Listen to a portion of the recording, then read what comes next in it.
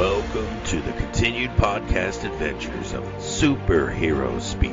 But I think many of the people that love this character and that love superheroes in general have used these stories as inspiration to say, you know what, I'm going to do something good in the world. I'm going to make a difference like my hero when I was a kid. That is my fondest memory of it, because when you're doing comic books, you want them to affect people, right? You want people to care. You want to strike emotions. And I knew that Clone Saga was striking a lot of emotions. Can you imagine Pulp Fiction starring Goofy and Mickey Mouse? I can totally imagine that. I'm sure somebody's written that one too. Quarter pounder with cheese in France, Mickey? What? Boy, ale with cheese. Yeah. I can totally. See? I would watch the hell out of that movie. Yes, I gladly sacrifice up my progeny to you, almighty Marvel beast. But Neil Adams is somewhere going, it's my time. How do you measure success? Hey everyone, you're listening to Superhero Speak, and I'm your host Dave. And I'm John. And I'm JD eating a pear. It's really good. Oh, I should have gotten an orange. I have some downstairs. Now I'm hungry. Pear is fantastic. I'm trying to, my oranges are downstairs too, John. I only have a few bananas left. I need to go shopping soon. We bought a bunch of bananas last week, and they never hit yellow. They're already they went green, and now they got brown spots on them. I've had that. What the hell, dude? That's happened to me too. Yeah, that's the worst. Yeah, you try putting them in a paper bag so that they'll ripen, and yeah. I just put them in my protein shake every morning, so it's really not that big a deal because they actually kind of taste better when they get a little brown. A little brown, not a lot of brown. It's true. Yeah. So, but it's still kind of frustrating. It's I feel like I never hit that banana sweet spot.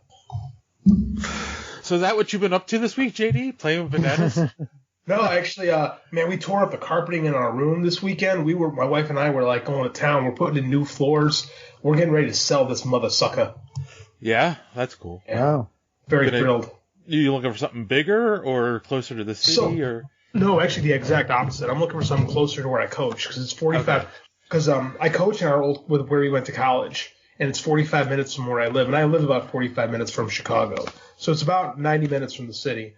The dollar just goes a lot further out there. Yeah. I grow weary of the drive all the time, and quite frankly, the school district's better than the one we live in, and Andy's a year away from kindergarten, so it's about time.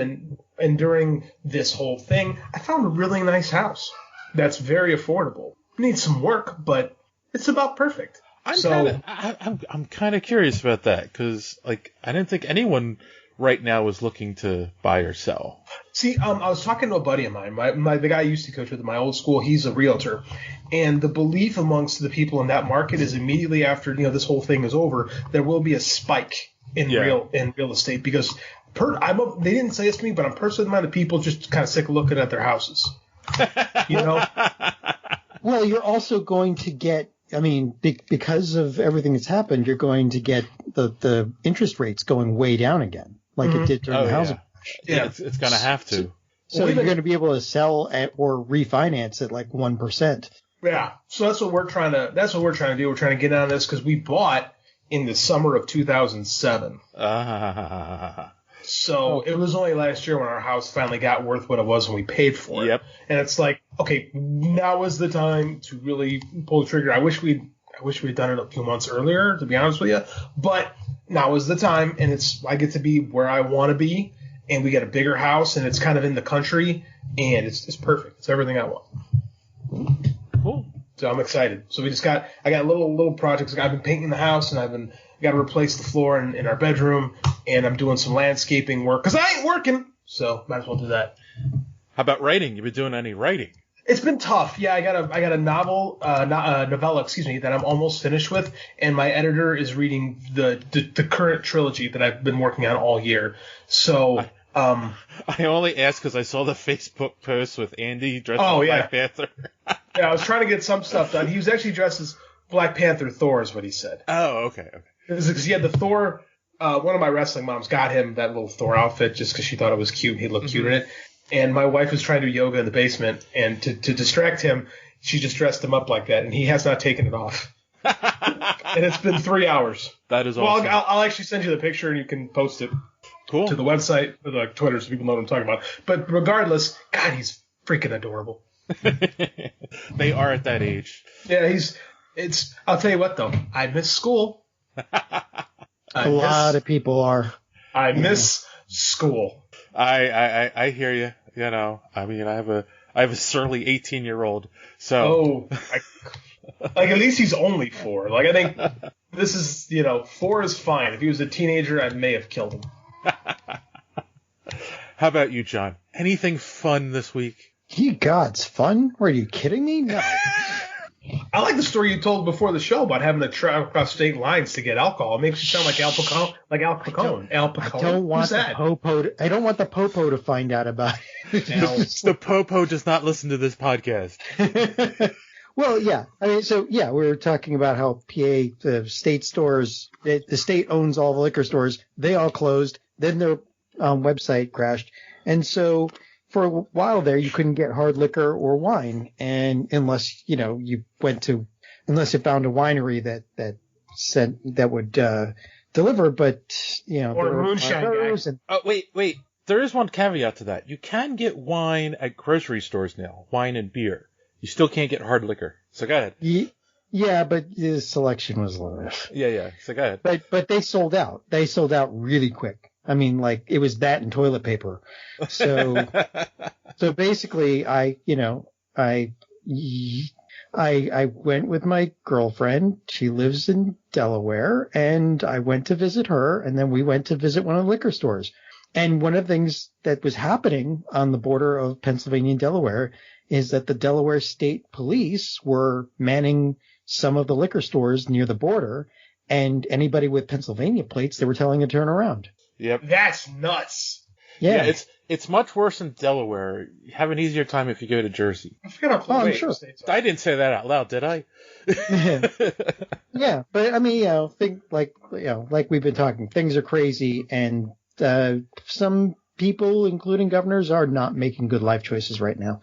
So, there you go. Hey, that's all good. We're all finding ways. And this is cool. I talk to so many people now who are finding ways to entertain themselves. I just shared a thing on my personal Twitter of 2 people in Italy who are playing tennis on the roof of opposite buildings. That's they're literally awesome. Hitting the tennis ball across. It's Italy, so I'm not sure if it's a street or an alley or what. But they're hitting it to each other, and it's the coolest thing I've ever seen. I'm like, now that is how you entertain yourself. Well, I did find out one other really cool thing is that the amount I bought I bought $300 worth of wine. At least it would have been $300 in Pennsylvania.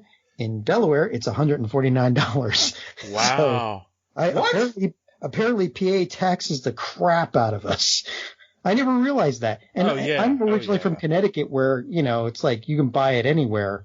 But yeah, I don't know. Is Delaware one of those states without sales tax? Yes. Yes, it is. Yeah, but it's not just that. It's PA's tax on alcohol is just that onerous. One of the things I find amusing is, like, if you go to Delaware to buy, like, a TV, let's say, to save the taxes, Pennsylvania wants you to declare that on your... Nobody does. I know nobody does. 202 here. They go down to the furniture stores and all the malls right down 202. Right over the border. I just find that amusing. It's like, really? Like, no, I went there so I wouldn't pay taxes. Why am I going to declare it on my tax return and they'll give you taxes for something I bought in another state? Like, no. Yeah, what are you going to do? List an ottoman on your taxes? I mean, come on.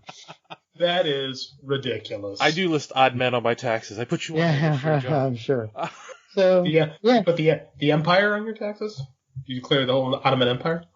Oh, but nice. Well, jokes from 100 years ago. I got them all.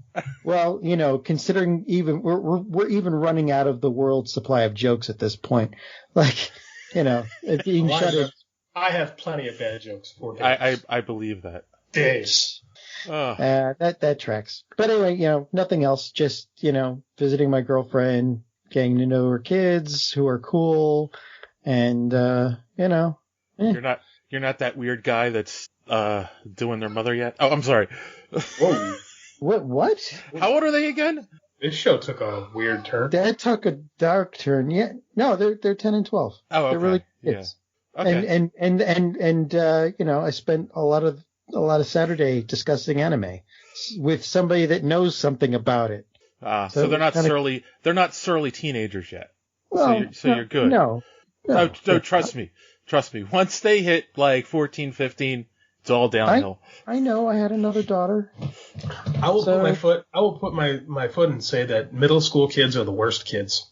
I used to film bar mitzvahs, like rich kid bar mitzvahs. Man, oh man. You want to talk about a horrible experience being in a quote unquote banquet hall or whatever with 150 spoiled rotten kids. Holy jeez. Yeah. I went to middle school. I basically lived that, so that was not fun. That is the worst version of me, is the middle school me. I look back, I'd like to kick that kid's ass. Well, beyond that, I should be writing. I should be, but I haven't. I'm actually trying to deal.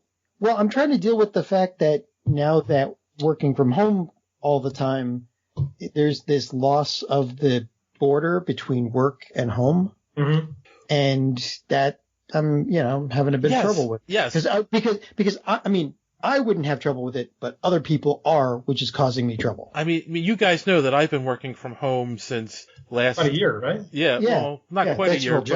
Right. My whole job is working from home, and that's the thing. Like, and I'm loving hearing people say stuff like that. Like, you don't realize when you have that work computer there, it's like I logged on Saturday morning to run something that I was supposed to run this morning, but I'm like, oh, let me just get it done so they can test it first thing Monday morning. I don't have to worry about it, and it's like, but there was no need for me to do that, and there's that whole thing where it's like, oh, I'm working from home. I can have my personal laptop next to my work computer and I can write while I'm working, but you don't, do you? Yeah, that's not possible.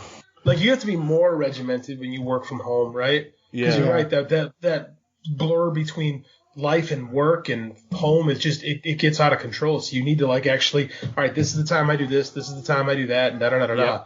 Like, Michelle and I have been working from home for 10 years now, 12 years now, so we were prepared. Yeah. That's cool. So that's it for me, Dave. Well, how about you? Me? Not much. It's been an interesting week. Not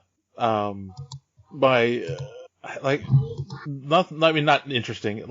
The only good thing that happened this week was I looked at my stock portfolio on Friday. Oh God, don't do that. No. I'm actually up right now. You know what? Actually, when you look at the stock market, it's actually done really well the past week and a half. All right. So I wasn't going to say this, but I bought a bunch of stock in Moderna.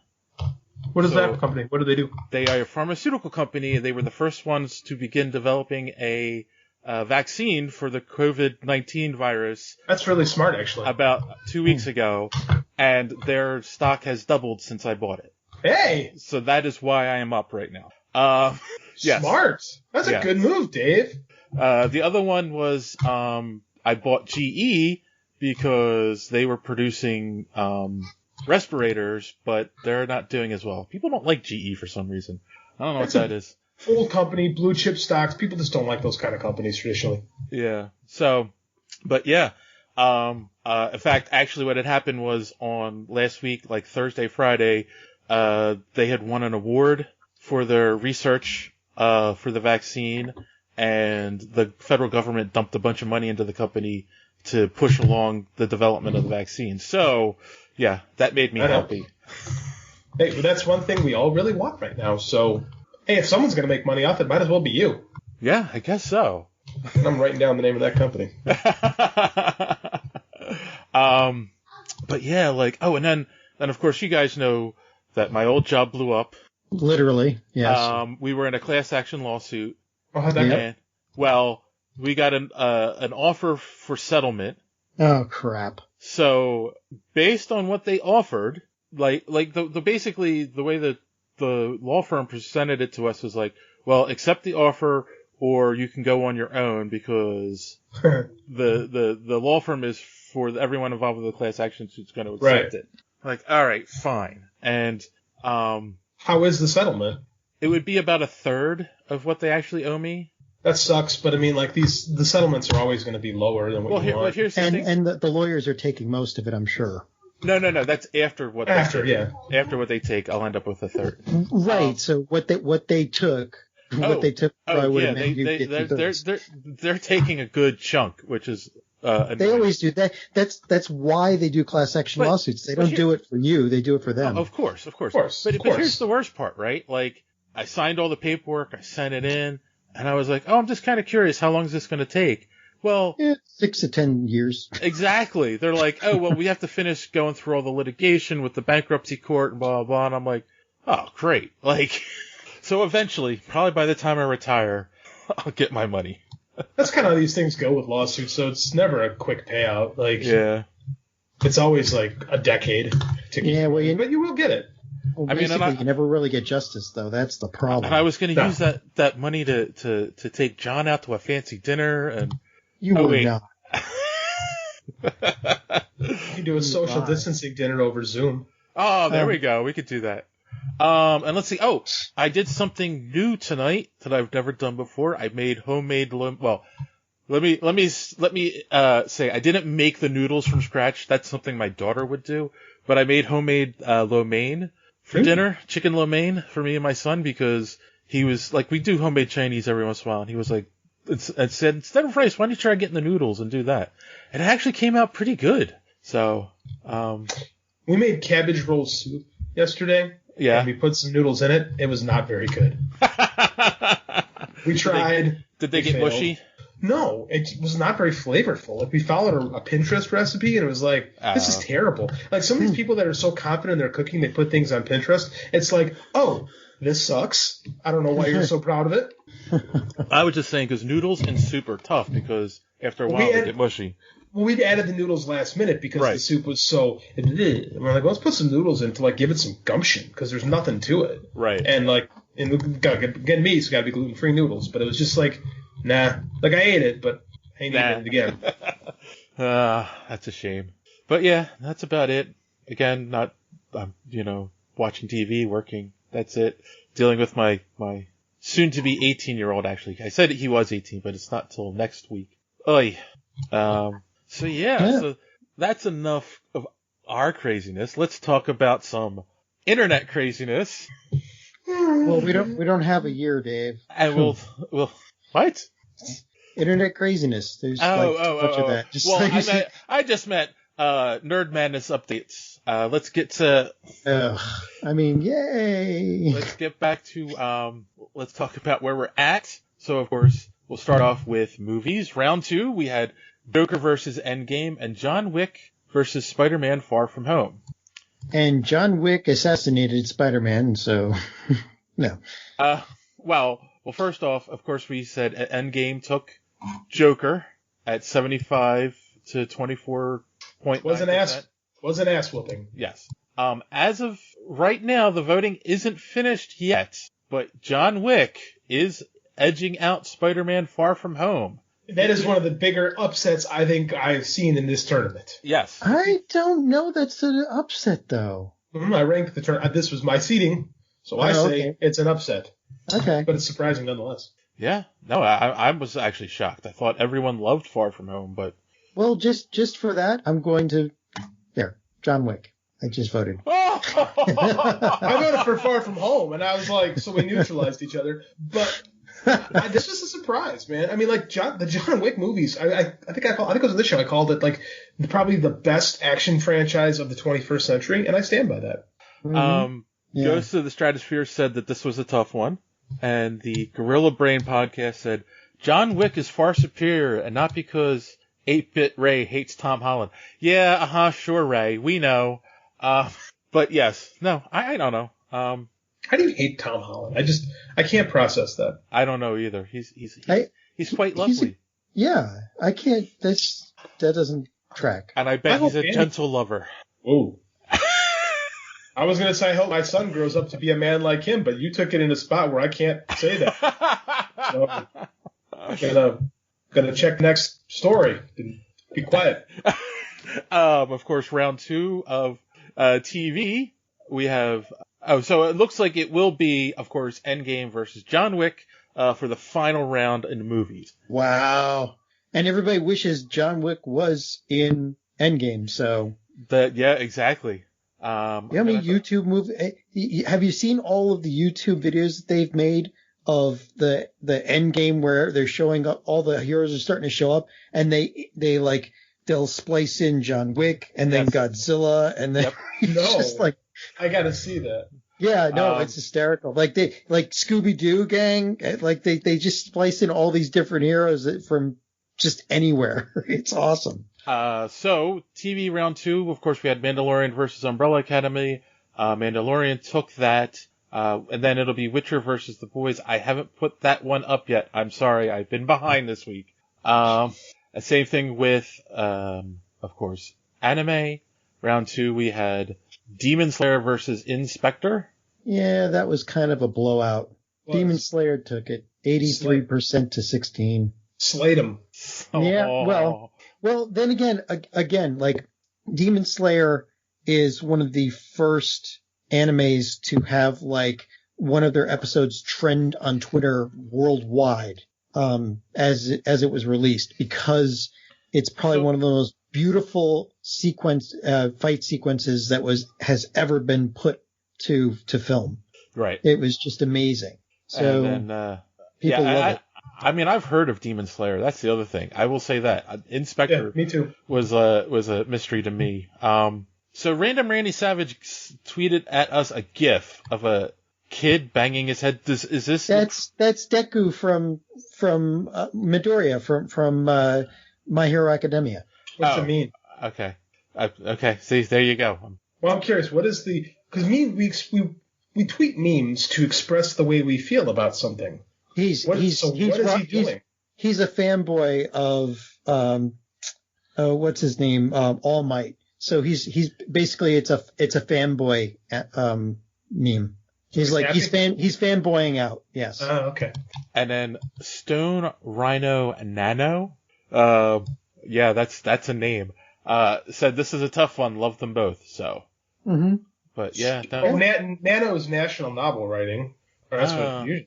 Right, Stone Rhino. I don't know. I think he's trying to be clever. Because there's a jack-o'-lantern and a lamp and a bowl of soup. I don't know. I think it's coffee. Maybe it is coffee. And a snowman. I don't know what this guy's doing. Usually when I make jokes like this, people actually reach out. So, homie, if you can translate your Twitter handle, we'd all appreciate it. That looks like an anime character as his icon. So I will take your word for it. Could be a lot of things. All right, so that means that Demon Slayer will go against whoever wins Castlevania versus Darwin's Game. My guess is going to be Castlevania at this point. So yeah. And then rounding out the week, of course, we had comics round 2. First matchup was House of X from Marvel versus Blade Runner 2019 from Titan Comics. It's actually a lot closer than I thought it would be. House of X takes it at 56.4% to Blade Runner's 43.6%. So people had a lot to say on this one. Yeah, this is a thing. Yes. So of course, Gorilla Brain said Hickman is the schoolyard bully of comics industry. He strong-armed his position at Marvel at the cost of many X series so he could build it in his image because Marvel has the rights back to the properties. House of D said, I agree that he did a bully move, but I thought it was necessary. To Hickman's credit, at least he does not make you buy multiple books to understand story. Each book follows one story with just a little bit sprinkled from the others. The other Marvel stuff is out of control. Huh. To which Gorilla Brain said, Marvel is a nightmare, period. And Hickman didn't have to shut them all down. That was just him flexing muscle to prove he was still big. No. You gotta read this. This is great. Still big Dick Hick. I love that. I don't know if I agree with it, but I like it. Enjoy House and Power of X and Uncanny because remember, this is Marvel and as soon as he leaves, it will be rebooted and retconned. So here's what I'd like to say. I would love to get these two guys on our podcast to hash this out. Well, I mean, obviously. Oh, I would love this. I mean, you know, we can easily get 8-Bit on here, and of course, Don has been on here. Yeah, has been on many times. I'm throwing down this gauntlet. I want to hear this. I want to hear a debate. I want mano a mano. I want pro and con Hickman arguing for my amusement. All right, guys. Well, I know you both listen to the show, so I'm throwing it out there. You guys want to come on and do a special debate episode, and we'll moderate and make bad jokes while you do it. Yeah, that's what we do. It feels like that should be a beer summit, but with shots. I like that. Ziggy said, of course, House of X, and Volsker, who is House of D's brother. House of X was the first comic issue I bought and was a huge starting point for me and my adventure into comic reading. It's so weird to me to hear people start their comic reading so late in life, you know? Yeah, it's rare especially in this market. Yeah, but cool. I mean, yeah, I'm glad he that brought him into comics. So everyone's got a first book. Mm-hmm. So House of X obviously will then take on the winner of Batman Damned versus Conan the Barbarian. I think we all know who will take that one. We'll see. So it'll probably end up being Batman Damned versus House of X. All right. Oh, I can't wait to do this next topic. So, boys and girls, we here at Superhero Speak get all of our news from reputable websites such as Superhero Hype, Comics News, CBR, IGN. Of course, we got this covered. Oh wait, sorry. I believe this one came from like an actual newspaper site, like LA Times or one of those sites that cover a lot of media news, a lot of celebrity news. And of course, I'm talking about Matt Reeves saying he was using the hiatus to tweak the Batman script. He wasn't going to rewrite it because a portion of the movie was filmed, but looking at the dailies made him go, oh, well, maybe I could tweak this, maybe I could tweak that in the story. So you're saying it would be like every other movie released within the past 25 years. Exactly. Everyone does it. Of course, our good friend Timothy Jones said, every little bat tweak helps. And then Nickelodeon. Oh. You, wow, he spammed us. You think we're clickbait, do you? Obviously, you didn't listen to the show. We can make fun of him because he doesn't. Well, that's how these guys operate. They never listen. And maybe from now on, we'll include sources when we tweet out our articles that we talk about. No, this is ridiculous because, like, is it clickbait? Are we trying to make people click so they listen to the show? Yes! Well, thank you. That's the whole point. Of course! That's why there's a ridiculous meme of Batman smiling with the tweet. Oh, we're kidding. But we're not making it up. Not this, anyway. This dude kept on it.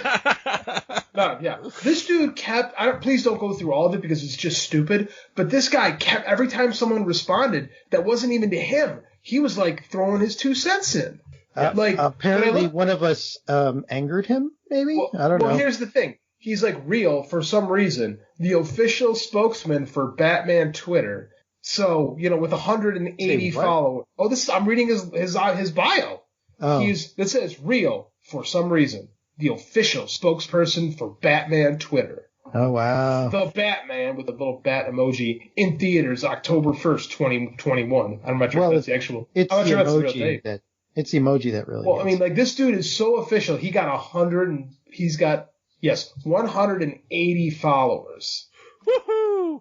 So he ain't going to listen to the show, so I'll just say, you're a dork. Well, if all of those followers are real, that's still more than ours. Hey.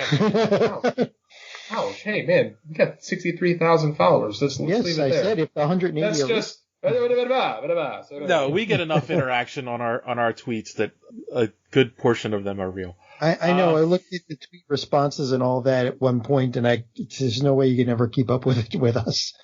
Kevin Glennon said it's a great thing DC keeps pushing it on storyline and character development. They shove too much into too little and miss the point of how to tell a story. Case in point, Suicide Squad. And it is. Ain't wrong. You know. To which Nick had to say, "This is clickbait," which is you can clickbait anything. Good thing. A solid rewrite revision is never a bad idea, especially if he's ensuring that character arc is front and center.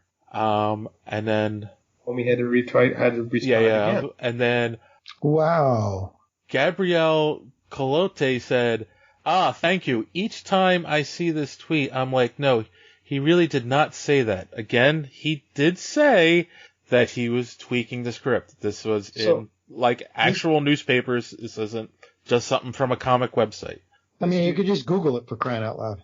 So this dude has a bio that says, "I'm Batman, obviously, with 8 followers." Which one are we talking about? Gabrielle Collette. Oh, okay. 8 followers. This is probably a bot or a dork.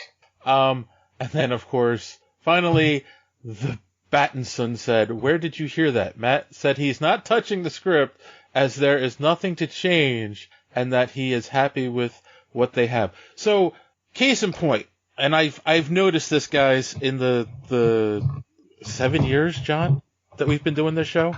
Yeah, 7 years, jeez. That there are a lot of die-hard Batman fans that are nuts. We angered Batman stan culture. Yeah, it's been a while since we've seen this kind of thing, though. Yes. These are stans. These are people. This is what they call them, the kids. These are people who have nothing better to do but latch on to one particular bit of pop culture fandom and defend it against everything on Twitter they see. They search it and they find things to write about. Hey, and that's their hobby. You know what? If you're increasing my visibility, go for it. I don't really care. The story we spent was 10 real. minutes on the show talking about it. Yeah. Yes, exactly. The story was real. We discussed it. We have a real source. And again, like JD said, who has worked in the business, this is very common. Like, scripts get rewritten all the time, even while movies are being filmed. This isn't like... The writer's on set. The writer has his own trailer. They're constantly rewriting stuff during the making of a movie. And they have a little thing. You may have heard of it. They're called reshoots. Every movie does it. Yes. Every single one. Yeah. And because it started with Tim Jones, I have to say, this Nick dude has a bad case of sour grapes. Oh, but every time. Nice. Yes. I think that's why he keeps doing this, because he knows I'll plug every single time he does something. So make sure you check out Sour Grapes. That's right. All right, in a newspaper near you. So, on that note, boys and girls, if you want to know where you can get more social media madness, just listen to our good friend D Square. Enjoying the show? Want to be part of social media madness? Make sure you are following superheroespeak.com, where you can find all of the show's social media links at the top of the page. While you're there, you can check out old episodes of the podcast as well as some other great content. Check the site often, because we are posting some great comic reviews as well as comic book and movie news content every day. Make sure and follow us on Twitter at SuperheroSpeak. And while you're there, check out the rest of the Geek World All-Stars Podcast Network. You can follow them at @stars_geek. The Geek World All-Star Podcast Network include great programs such as the Pop Prison Power Podcast, Cult 45, So Wizard, Fans on Patrol, the Gorilla Brain Podcast, and of course, Superhero Speak. Search for #GWAllStars. You will not be disappointed. Now it's back to Dave and the boys on Superhero Speak. Thank you, Don, for those lovely words. And just like Batman, we're going to disappear for a second and take a quick commercial break, and then we'll be right back. After these messages, we'll be right back. All right, we're back. We don't have much news to talk about this week. There were 3 stories that caught my interest. 2 are related to stuff that we talked about previously, so I figured all 3 are related to stuff we talked about previously. So I figured we owed it to our fans to talk about these follow-ups. Of course, the big one, after over 60 years, I think it is, right? 50 years. 50 years. First time ever, San Diego Comic-Con is canceled. They didn't even give it another date. They were just moving it. They're just going to do it in 2021. How are we going to get our pop culture news for the year? Virtual conferences? So that's actually kind of why I included this story, because there are 2 things it made me think about. Number 1 is, like, Marvel hasn't been announcing a lot of big stuff at the con. Yeah, a lot of them have been pulling out, not doing announcements on their own. Right. And then the other is, have you guys noticed all these virtual Comic-Cons that have been popping up online? Mm-hmm. Yes. Yeah. I got a lot of notifications for some of them. My buddy Russell Nolte started one of the first ones. So yeah. So do you think virtual Comic-Cons are the future? Well, it depends on if somebody manages to find the right way of representing a convention in a website. And so far, it's been kind of hard, you know? Yeah.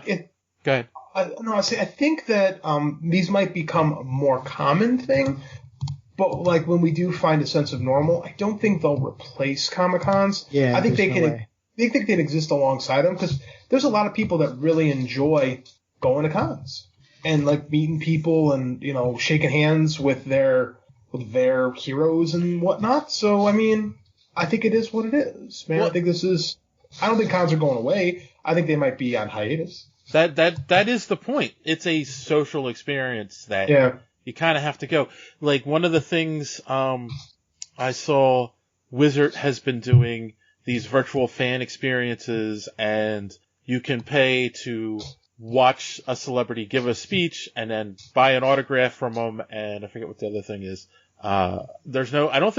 There might be one-on-one stuff. I don't know. But my thing is, like, they're missing the point, I think. And I understand there are people who buy signatures just so they can resell them, but there's a lot of fans who actually want to meet the actor, and that's why they get the autograph. It's not about buying an autograph. It's about getting in line to meet James Marsters, you know. For the conventions, it is about buying the autograph, though, because you remember, like, even at Wizard World, which is dying, people were spending like $1,000 to get like literally only 4 tickets for 4 autographs.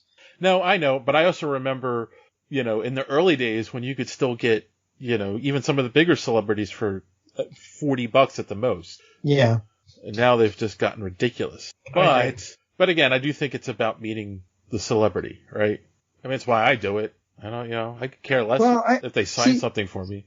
See, the thing is, like, for some people, like, that there's one guy that I keep meeting at the New York Comic-Cons, and he's got books and books and books and books and books of stuff to be autographed. He's like collecting autographs. He's got full collections, and he's trying to finish up other collections.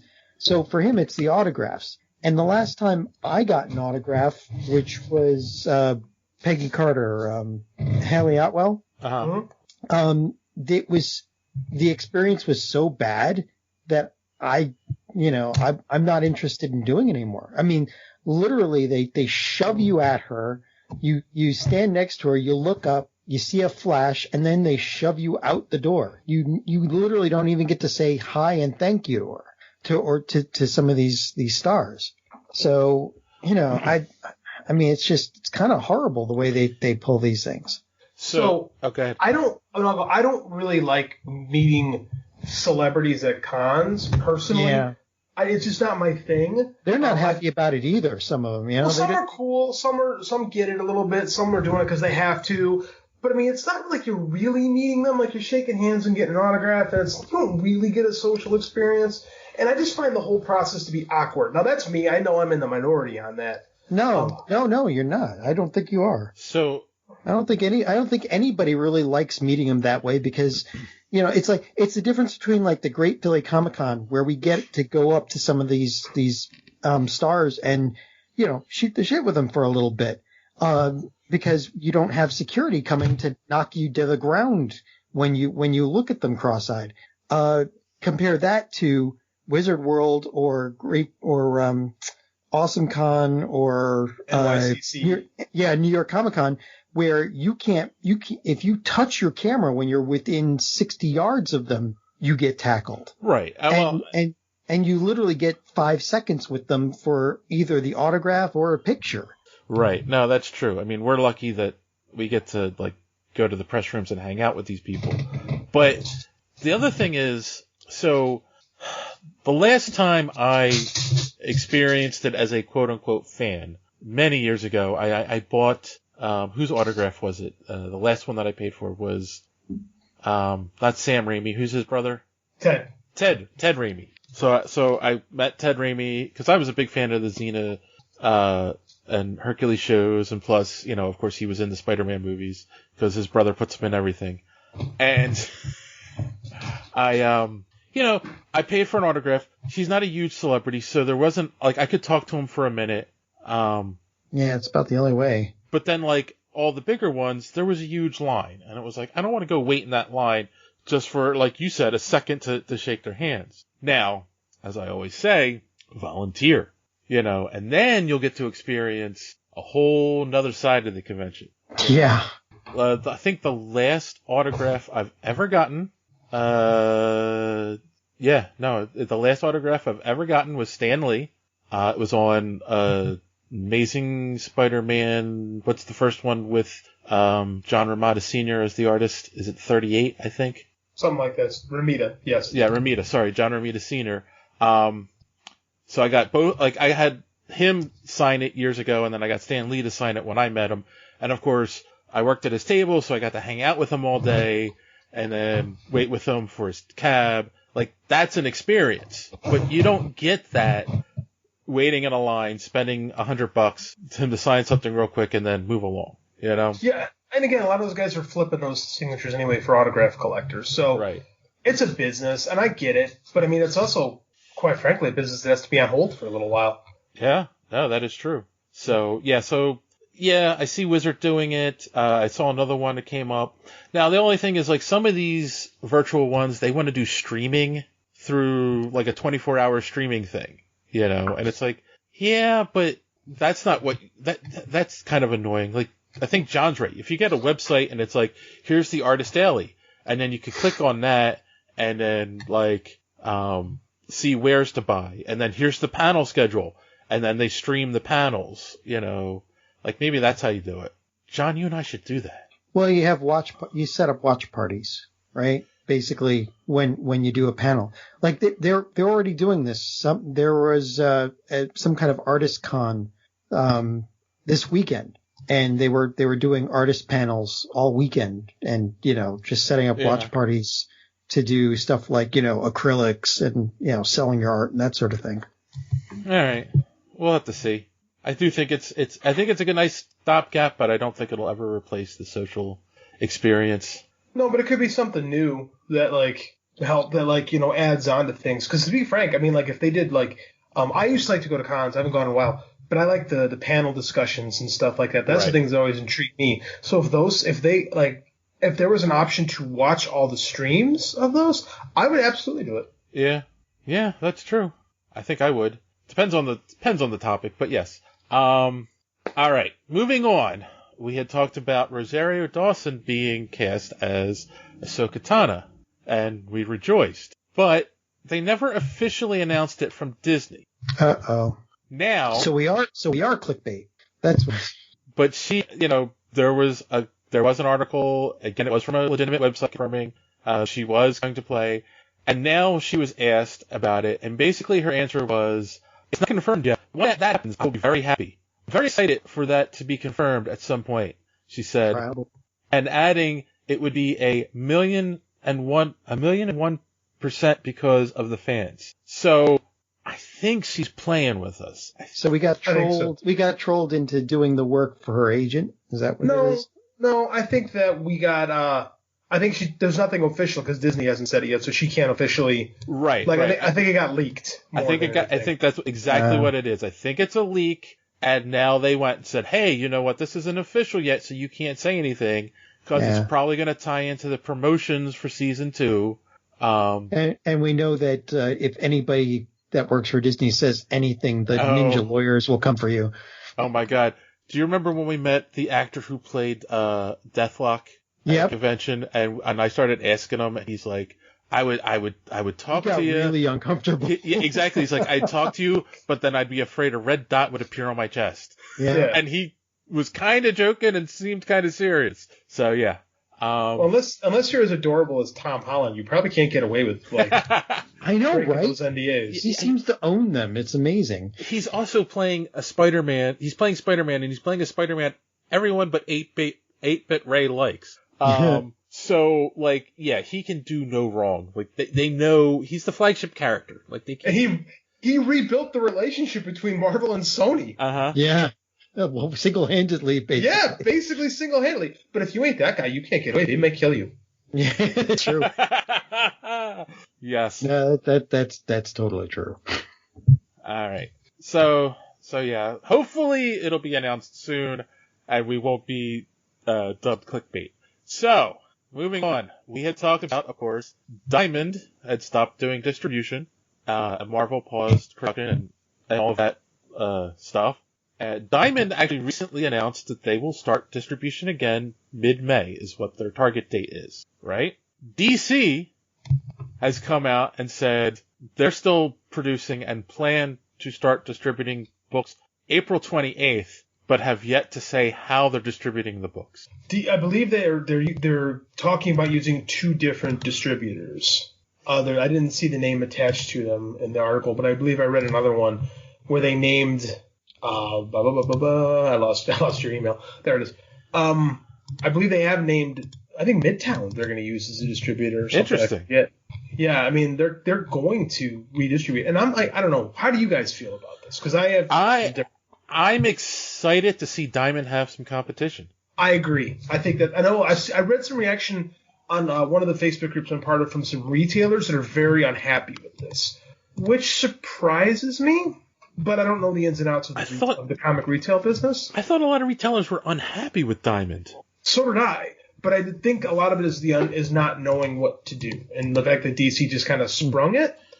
But at the same time, I think that Diamond's had a monopoly on comic book distribution for 25 years, I want to say. Easily 25 years. And Diamond actually made an announcement in relation to what DC had said.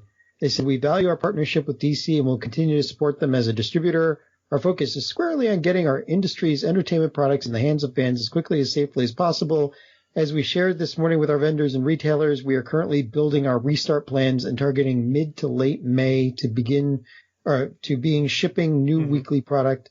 If we see signs that it is safe to resume shipping earlier, we certainly will. However, with limited number of retailers open, most customers on stay-at-home orders, our focus is on supporting our industry and the health and safety of our stakeholders. Right, which I don't disagree with that statement from Diamond. I mean, it makes sense. Right. Obviously, if comic book shops aren't open, there's no point for them to be distributing books to them. Makes perfect sense. I get it. But here's the thing. Like, I know way less about this part of the comic book stuff than either of you. And even I've heard people talk about Diamond as a bunch of assholes. So it used to be basically the books would be distributed to the retailers. They would make a profit on what they sold. What they didn't sell, they could send back to the publisher and get their money back. And the publishers would rip the covers off. Yeah, they would rip the covers off. And the comic stores would get the money back for what they didn't sell. Diamond came in, started doing the distribution, and basically said, if you buy 10 books, you buy 10 books, and that's it. You can't send them back. Well, that's a lot of the publisher, too, agreed with that. And, well, of course the publisher agreed with that, because it makes them more money. But that's also the reason why it's not on the newsstands anymore, is there's no returnability. So newsstands went, oh, God, we can't afford this. Right. So... like Diamond, like again, this all is the downslope from the 90s crash.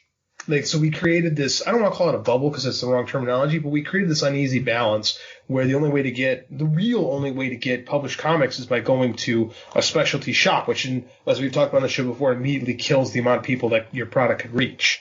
And exactly. Diamond has, but I mean, the retail, as long as there's no returnability, there's no incentive for big retailers and newsstands to put comics up anymore. And in this world, the newsstand really doesn't, it's not what it used to be. Like, magazines are hurting. Like, published, like, newspapers are hurting. Like, the newsstand is dead, in a sense.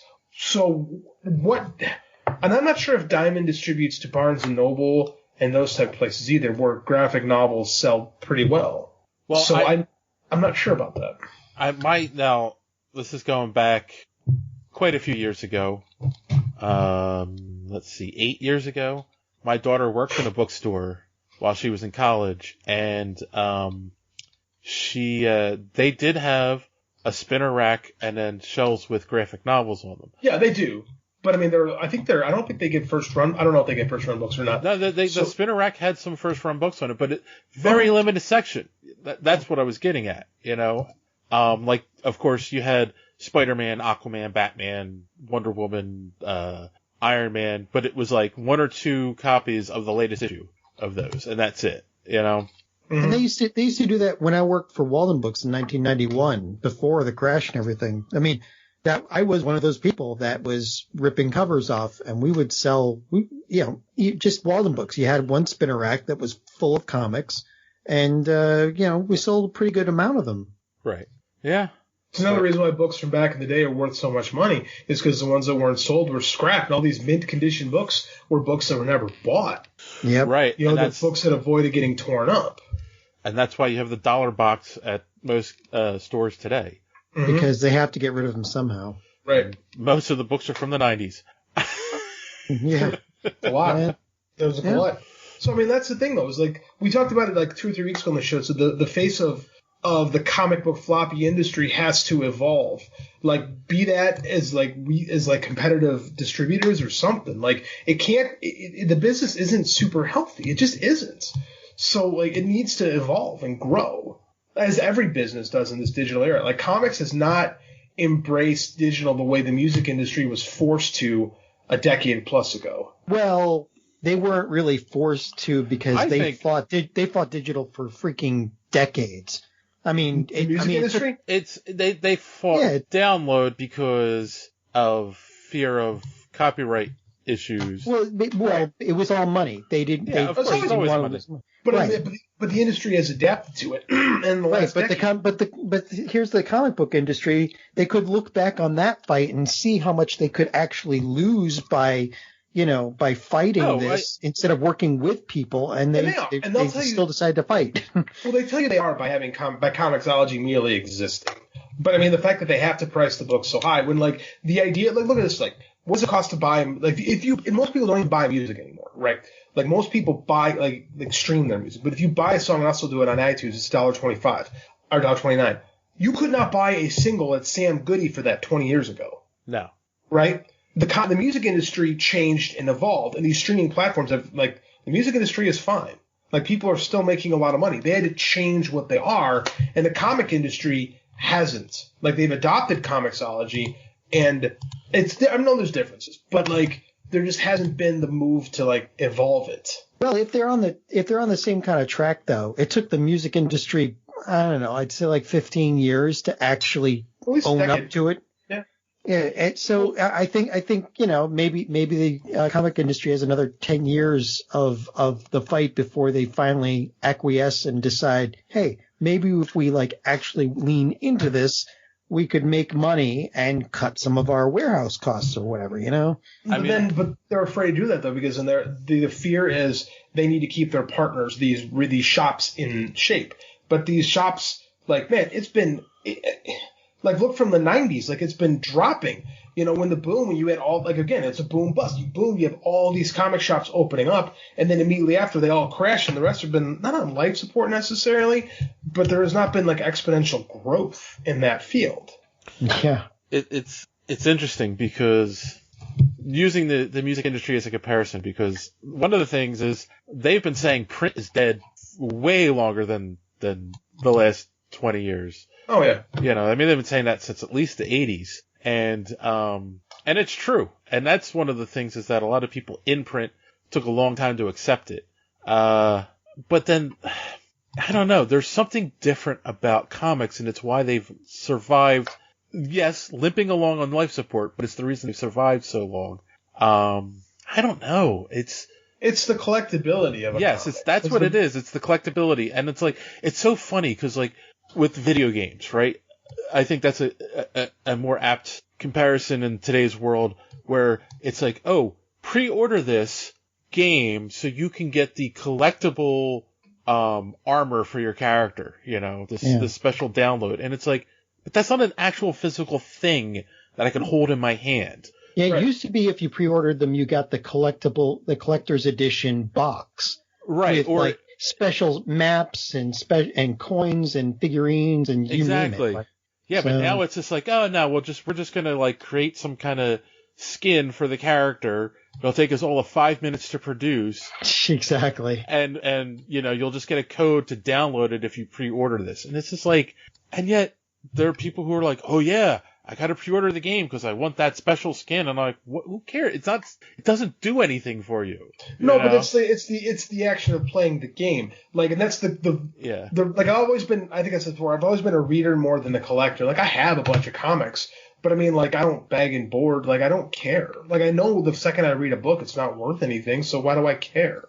Like, but I like having them because I enjoy having them. Like, I'm not under the delusion that these comics are they have no value other than intrinsic value. Right. But there's still a lot of collectors that they buy all the variants and they do all that just for the collectability portion. And I think there's no reason why shops can't exist like record shops do. Like people buy more records today than they did 10 years ago. Right. Right? Because there's a market for collecting records. Like, I don't understand why floppy comics can't just be like what the LP is, what a record is, but we get the books through the main way they're transferred is either through digital or trade paperback. Well, I actually think that would be a boost to the industry too, is if they just went to that model and then just like now, every once in a while, Pearl Jam or someone will say, you know what? We have a new album coming out and we're going to make so many copies in vinyl. Yeah. You know, imagine if they stopped making the floppies and then all of a sudden one day they're like, hey, you know what? The special anniversary of Batman's coming out, and we're gonna make 5,000 books. You know. I remember I had a conversation like when I was in my comics experience courses. Andy Schmidt did the numbers on what it costs to make a comic, and comics are literally loss leaders because they're so damn expensive. Like to produce a floppy comic is so expensive, and they don't make a lot of money on it. But what they do make money on is trades. They make money on graphic novels. Like, that's profit because, like, it's the labor has already been paid for. So my thought to that is, okay, well, why not quadruple the price of a comic? If a single comic costs $20, you lose probably 75% of your audience. But that 25% makes up the value. True. Like, I don't buy monthly or weekly comics anymore because it's too damn expensive. Like, you talk about video game's like $50 and you can play it forever. I'm done reading a comic in 15 minutes. It's been a while since you played a video game. How much is a video game? No, how much is a video game now? No. All the video games now require you to, like, you know, either you get a subscription or you have to pay for in-game stuff. That's not entirely true. And it's so funny though, because like, so average game is about $60 now, and I'll buy some games for my son, and he finishes it in 3 days, and I get so frustrated. I'm like, $60 and you're done it in 3 days. And then there are other games, like one of the games he's into right now is Persona 5. And I don't know if you're familiar with that, John, but it's I am. Anime-based, role-playing game. Yeah, there's an anime. Yeah. And he's actually been playing it for like a couple weeks now. Like, there's a lot to the game. And it's like, okay, that's worth $60. But okay, it's like $60 in comics, so do the same thing. Like, if one comic is $5, you know, and you get 15 minutes value out of it, you know what I'm saying? Like, it's not a whole lot different. Like, if comics adopted the subscription model, like, I'll tell you something. If Comixology, like, they have their binge platform, which I forget what it's called, but if I could get new books with that, I would do it. Like, if I could pay $10 a month for all the books I can read that are current, that includes current books, I would absolutely do that. And so would a whole lot of other people. And I think that's what's slowing down. But they can't do it because of these shops, and because they're losing, because they have to keep. There's the only reason digital comics cost what they do is because they can't. If it's cheaper, it'll put the shop under. You know what I'm saying? Like the whole business model is hampered by this. And I get it. There's probably a shop owner going, JD's a freaking asshole. If I ever see him in person, I'm going to shoot him. I get it. I understand. But I mean, like the business model in this day and age, it doesn't make sense anymore. And that's why we don't have a bunch of kids going to comic shops. But I'll tell you what, my kid's going to read Dogman when he learns how to read. Like he's going to read comics. He's going to go to Barnes & Noble or whatever and pick up like kids' graphic novels because there's tons of them that make a lot of money. And part of this that's not is the superhero stuff. Yeah, and we wish to high heaven that it was a useful and a model that could really exist, because comic book shops are like a joy to go to and to meet people at and to browse all the new comics and all that. It's not something you can it's like the conventions. It's not really something you can duplicate in a digital medium, right? When was the last time you were at a comic book shop? Oh, I went to the one in King of Prussia, and I've been meaning to go back to Amalgam, and I was planning on doing it, and then COVID hit, so. Huh. Okay. Well, okay. I will say that Amalgam is a really nice shop, but I mean they're like a coffee shop / comic book shop. Well, yeah, but that's cool. Yeah. But that's really cool. Yeah. My local comic shop, I'm in and out because. But okay, so is your shop like the old school, like the cave dwelling shop where it's kind of dark and like yeah. Oh yeah. Those aren't very friendly for new people. I'm sure the guy who runs it's perfectly fine, but the environment for new people is super intimidating. Like everyone that works there is super nice, super helpful. Right. But yeah, like it's not a place you really hang out at. Yeah, and that's the issue with comic shops. Is like, and I've been in comic shops where like the guys, they give you the troll look when you walk in. Like, who is this guy?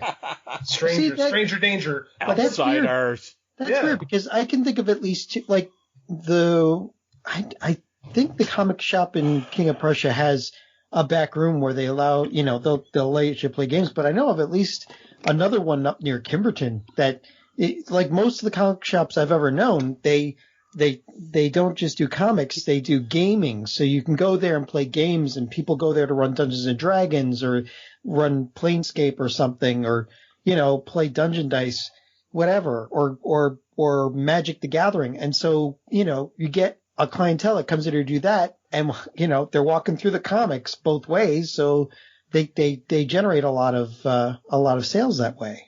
And it's very inviting, Yeah, that's about like bookstores. Like there's something there's a charm to the urban, small book shop that you walk in there, oh man, I love the smell of the pages and all that stuff. Mm-hmm. And there's people that like going to Barnes & Noble, which and I used to love before this all hit. I used to enjoy really going to Barnes & Noble, plugging in the computer and writing. I enjoyed writing surrounded by books. Oh yeah, the one in Exton near me that they've got a Starbucks inside, so you could just go there, sit down. Yeah. As is the one in Geneva, Illinois. And it's a perfect environment, but there's not really I think that comic shops, they're not going to have that on that kind of a scale, but there's no reason why there couldn't be more that try to change the face of the business, because we can't be running business like it's 1995. No one in any business should be running anything like they did 25 years ago, or even 15 years ago, or even, God, at this rate, 5.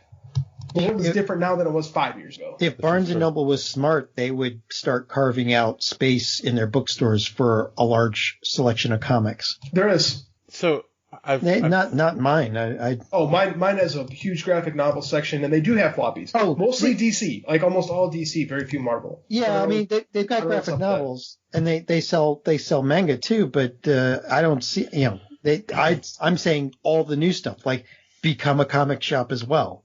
Yeah, I think we all have ideas. We just want to see if evolution in the industry.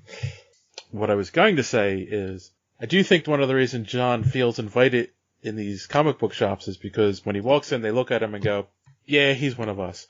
All right. So real quick, because, wow, that ended up being a long discussion, and I didn't think it was going to be. Me neither.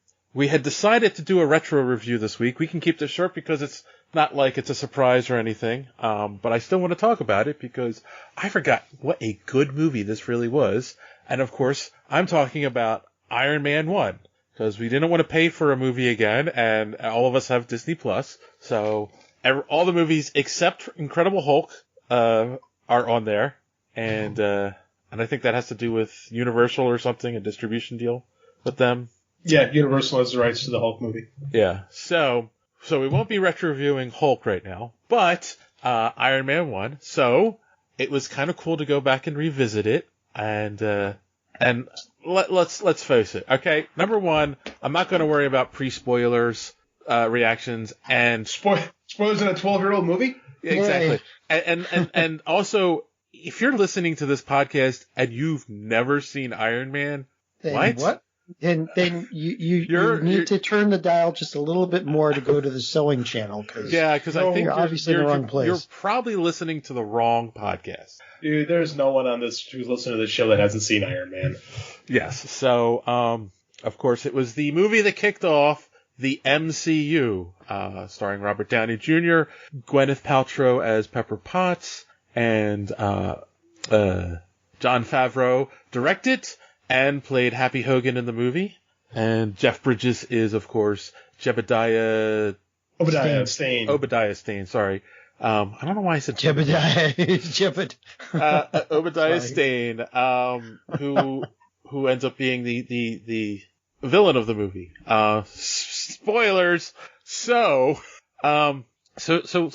like, when you guys went back and watched it again, what, was there anything looking back on it? So let me start with this. That's what I'm gonna do.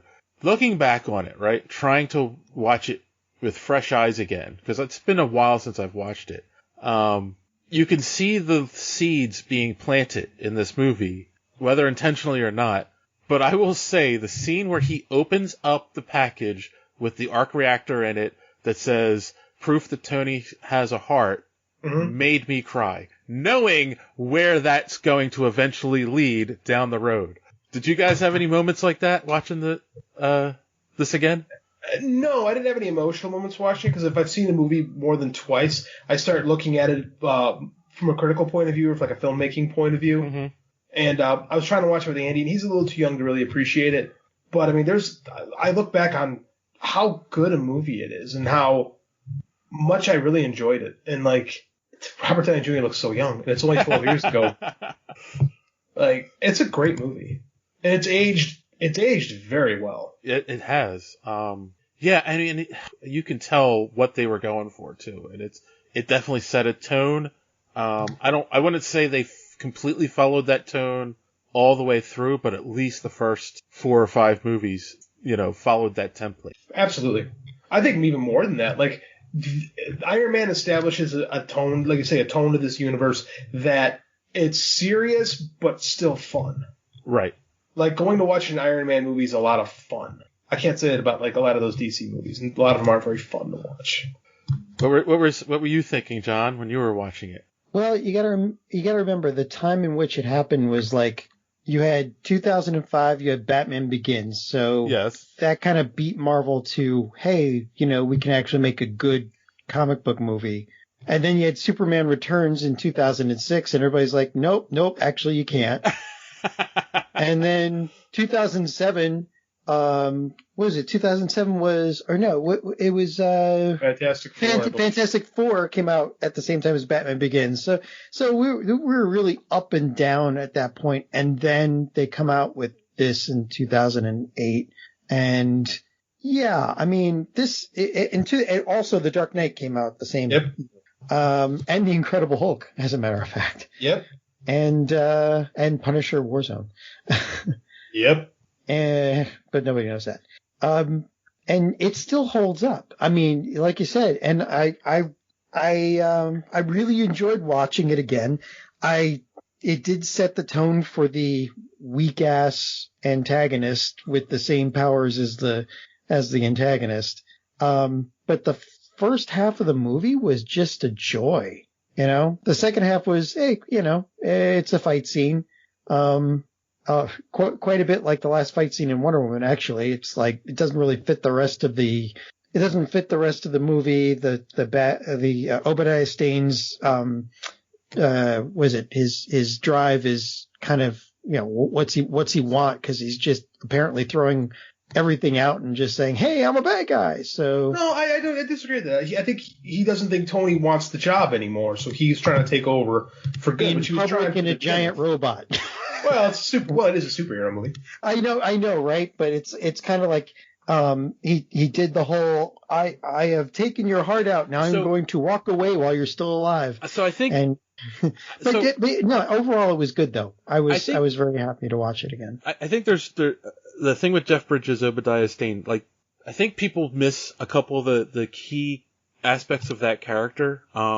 Number one, like obviously, he's the villain. It's the reveal's coming now when you're watching. Back then, I didn't see it coming. Like, did you not know Obadiah Stane was Ironmonger? I knew he was Ironmonger, but I thought they were setting him up for another movie because I thought they were going down a road setting up the Mandarin. Oh. Well, because they said the guys were from the Ten Rings at that point. Yes. Yeah. So I didn't see that coming, and I really did appreciate that twist. That's a beautiful scene when he reveals that he filed the injunction and he walks away and they pull the camera away and Tony's standing alone on the steps. Oh no. Yeah. Robert Downey Jr. still is like the best. They could not have picked anybody better. But I think like Jon Favreau doesn't get enough credit. Like, that's great filmmaking. Like, that whole aspect of pulling away and showing he's alone and feeling alone, and it's just like, wow, like this guy knew what he was doing when he did this. Oh, for sure. The other thing about him is I don't think people miss is that I really think there's also a big, like, he was head of the company and then the son just came back and said, you know what? I own the company, so I'm going to just start running it again. So there's a jealousy factor there.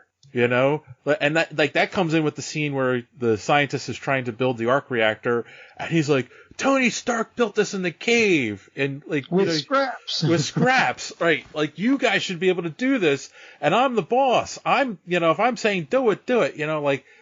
Oh, I've never had a boss tell me I should do something in an amount of time that's impossible. I've never heard that. But I'm saying, like, I think they did their best to establish him as that kind of a character. Like, there's a jealousy. What? Jeff Bridges does a good job. Yeah. Yeah. He does. He does with what he's got, and it's the writing that turned him into the complete psychopathic, ambiguous motivation bad guy who's just out to kill the big guy. I disagree with that. Like, like we just said, the motivation. He wants the company, especially like he tries to have Tony killed so he can just take the whole thing over for himself. He was smart enough to try and have him killed, and that didn't go right, and that wasn't his fault. And he was smart enough to go and take his heart out using that little doohickey that paralyzes people, which I can't understand why they never used that again. And then. And after that, he's like, oh, well, I'll tell you what, I'll just get into this giant armor that I just created and then go on a rampage because, it makes sense because like you tried to do it subtly. That didn't work. You tried to get your hands on it and do it like that. That didn't work. So I'm going to screw you. I'll beat you at your own game. Right. I'm better than you. He got right. He beat you at your own game and he got pushed to his edge. Right, but he should have also been smart enough to see that would not have ended well for him. But he wasn't smart. But he wasn't smart enough. That's the whole thing of the character. And that's why he's Tony Stark. That's why he's jealous of Tony Stark. He's not as smart as him. He never will be. Right. Which is unfortunately what every other Iron Man movie became. Yeah. But I can't fault this movie for setting the template for what a lot of Marvel movies are, because this movie does it right. I think the other thing about that. Since we're starting there, the ending fight scene established things like the reality side of it. Like, they're in an office building that's on a busy street.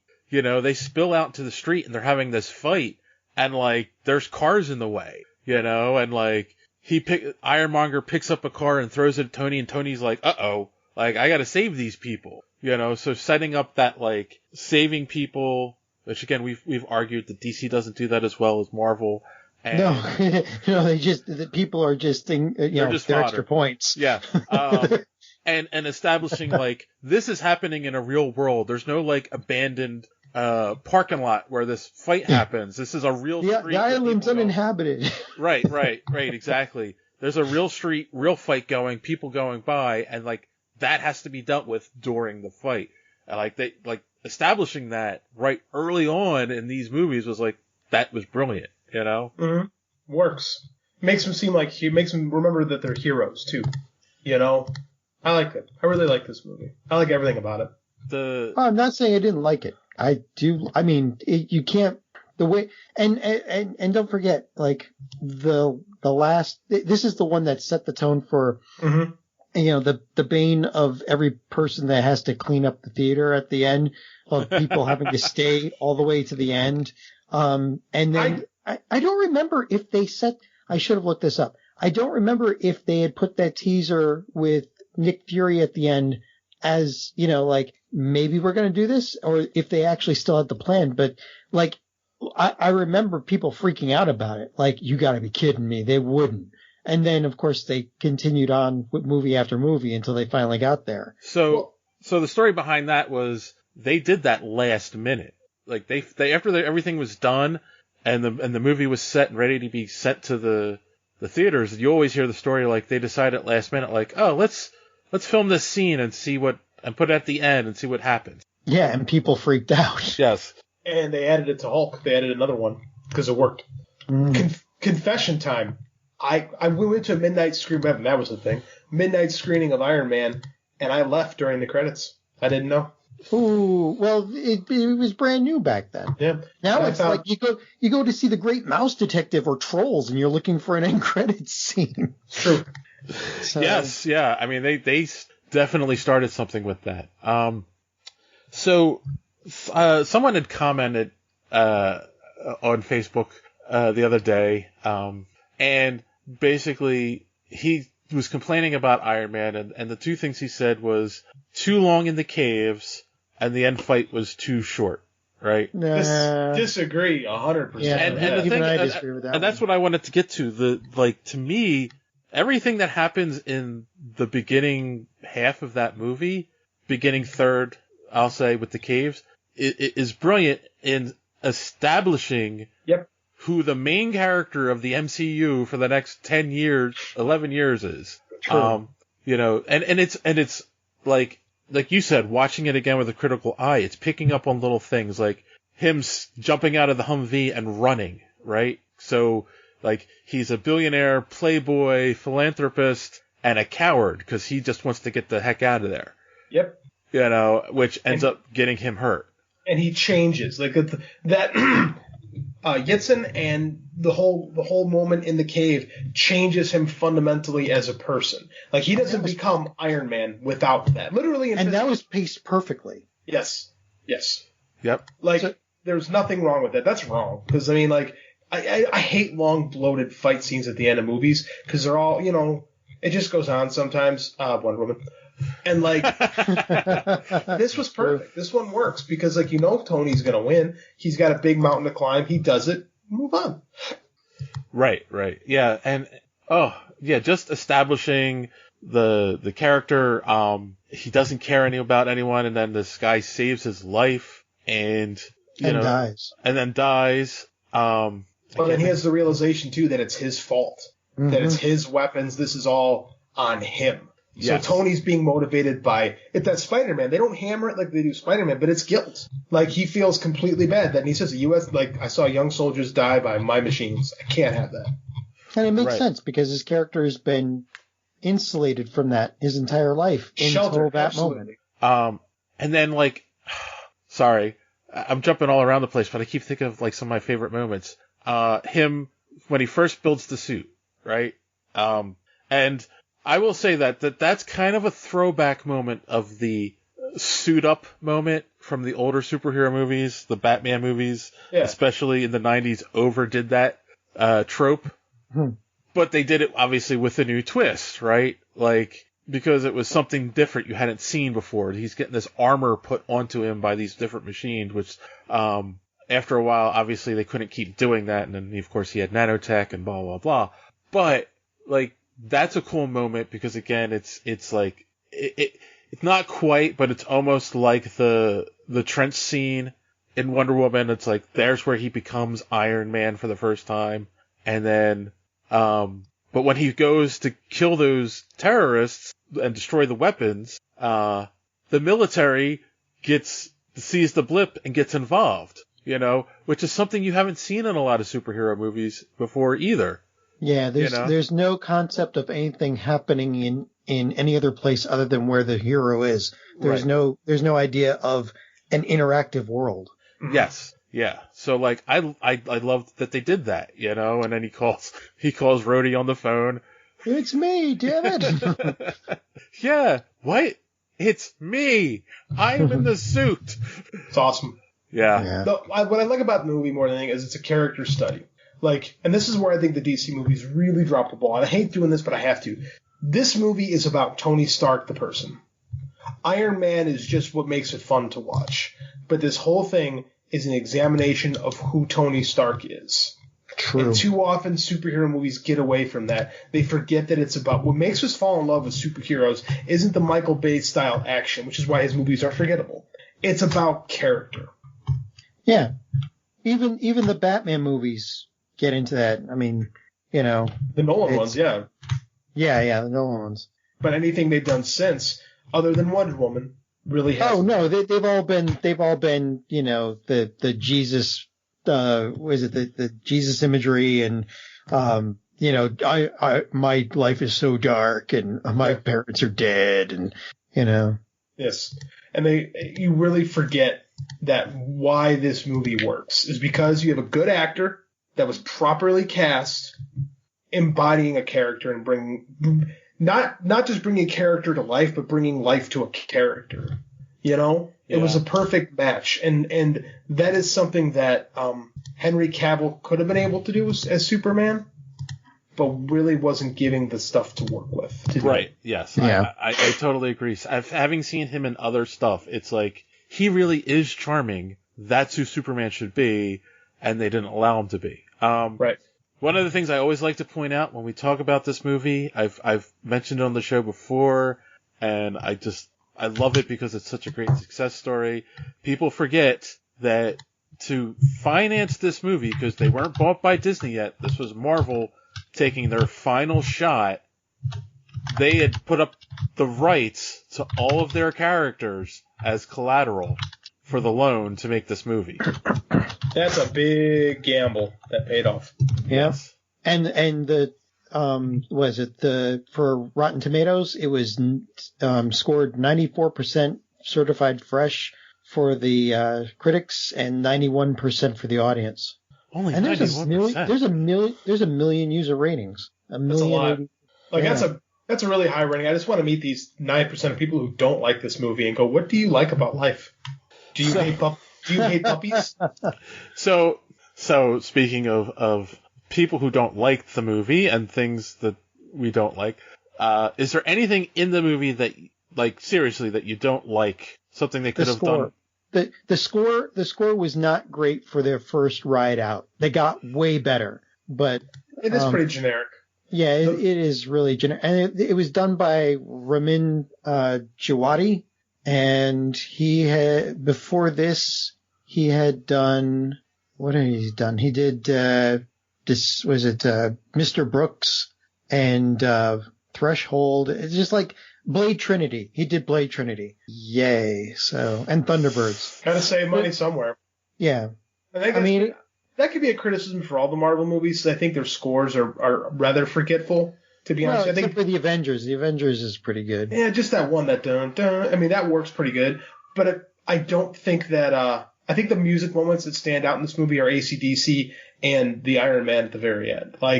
Don't forget Guardians of the Galaxy. Well, yeah, I meant this movie specifically, but Guardians of the Galaxy is just like a curated soundtrack. Yeah. They didn't. There's nothing. I don't know if there's an original piece of music in that movie. Thinking off the top of my head. Not that I can think of either. I think that. I think you can make that claim for most of the Marvel movies that other than the use of popular music, the actual music, the score isn't very good. Yeah, no, that's true. I mean, even Spider-Man, when they got Spider-Man back, basically they took the old 60s TV theme and turned it into a score. It's just like... At least they did a lot better. They did a lot better this time. Yeah, I guess. How about you, JD? Is there anything about the movie that you don't like? No. Think about it. Let me think about this again. I don't know. I mean, I'm trying to think of something I don't like about Iron Man.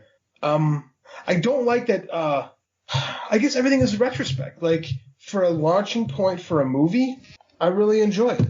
I really do. Okay. I guess the only thing that bothers me about the movie in retrospect, probably not originally, but looking back on it, are the will they, won't they moments with Pepper and Tony. Well, that was showing them falling for each other and realizing how much they meant to each other. Especially after Tony basically had his personality. Right, but like it's the whole will they, won't they stuff. Like, just kiss her already and get it over with. Like, they did the back and forth for a couple movies, and I don't know if that was because they wanted to keep the Playboy persona of Tony Stark going longer. So yeah, I think they were trying to elongate the Playboy aspect of it. But it works because you need that. That's part of who Tony is. Right. So. Yeah, great movie. Sorry, our show got derailed slightly. So. Yes, because John. Just again. Yay! Oh, he's back! Woohoo!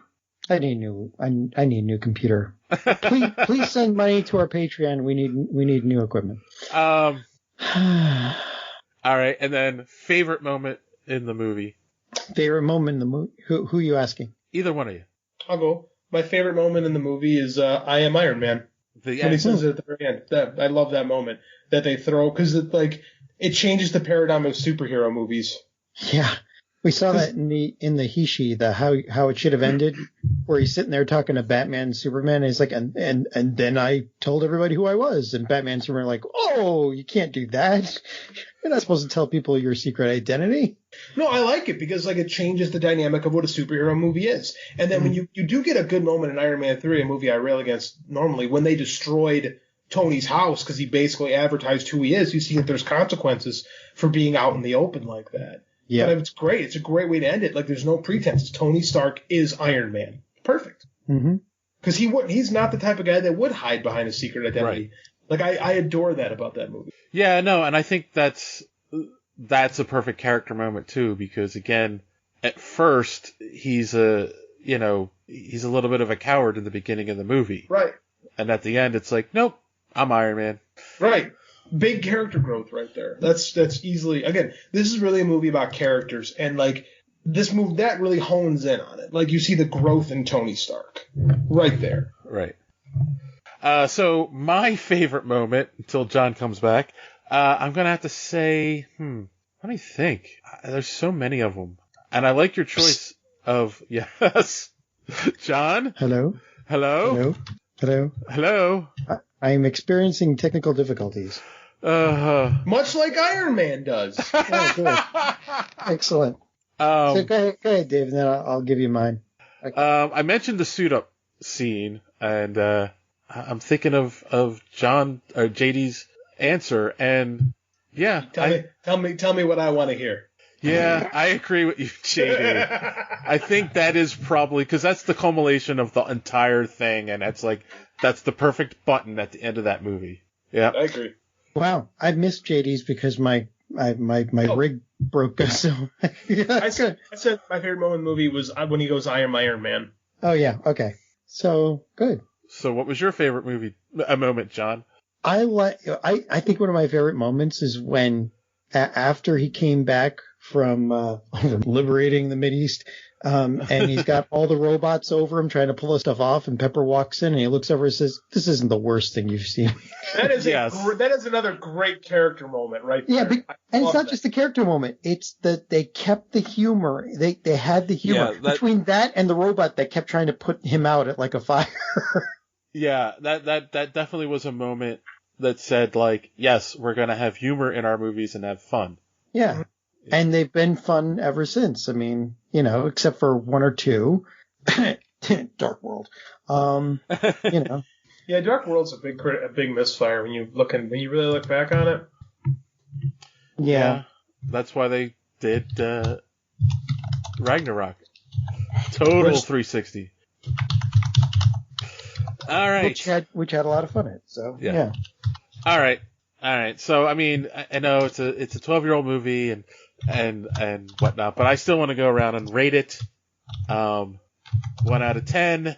And since JD loves to do this so much, we'll start with him. I'm gonna take this one seriously because it works. Like, it's a 9, man.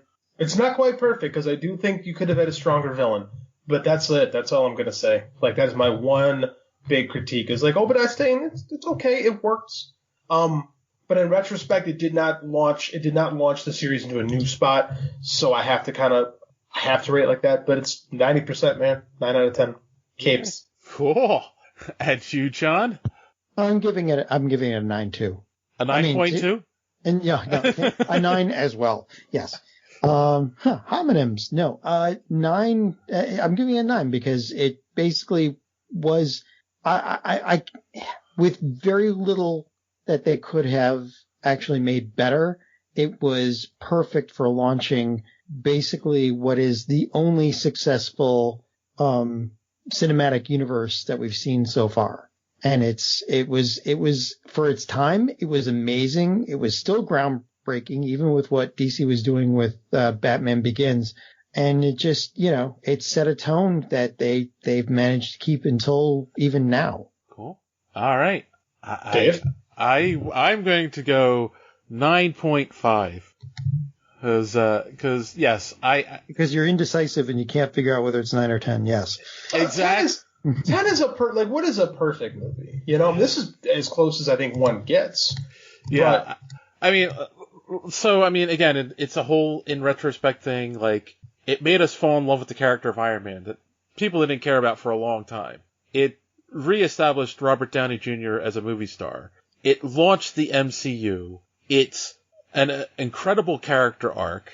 And, slightly weak villain. I thought I liked the villain because there's a personal touch to it. Yeah. Again, repeating it, that trope 2 more times didn't really work, and there isn't, like, the other 2 villains, I can't even think of who, Maxwell, what's his face? Hammer. Yeah, Hammer. That's it. Hammer and well, I'll say the Mandarin, but yeah, that's one misstep. Killian Alden, what's his name? The extremist guy whose name I can't remember because it made no impact on me. Like, they had personal reasons to hate him, but there was no relationship like there was with Jeff Bridges' character in this movie. So I think it makes him a little bit better of a villain in that aspect as well. True. So yeah, 9.5. All right, I think we beat this one to death.